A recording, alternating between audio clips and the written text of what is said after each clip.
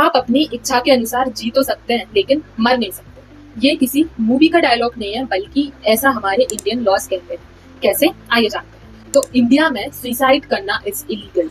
और हाल ही में इंदौर की एक गवर्नमेंट टीचर जिनकी पूरी बॉडी पिछले 3 साल से पैरालाइज्ड है, जिसके चलते उनको पिछले 3 साल से अनबियरेबल पेन से गुजरना पड़ रहा है, इसीलिए उन्होंने प्रेसिडेंट को एक लेटर लिखा कि उनको यूथनेशिया देने की परमिशन दे दी जाए। यूथनेशिया होता क्या है और किसको दे सकते हैं?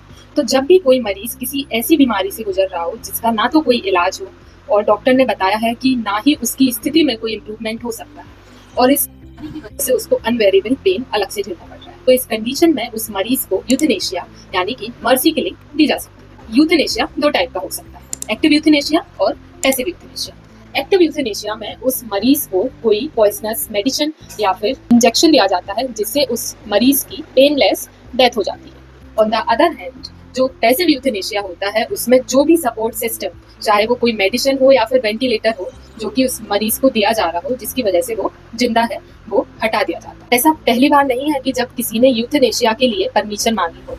सुप्रीम कोर्ट ने भी यूथनेशिया को कई बार डिस्कस किया है। सुप्रीम कोर्ट ने अपने जजमेंट्स में कहा है कि active euthanasia is completely illegal, जबकि कुछ स्पेसिफिक सर्कमस्टांस में जिसमें मरीज के ठीक होने के चांसेस नहीं है और उसको अनबेरेबल पेन से गुजरना पड़ रहा है, तो इसलिए उसके पास right to die with dignity है under the article 21 of the Indian constitution.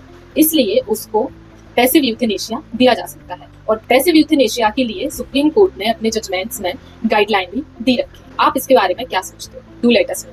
For more such videos, do follow legal paradise.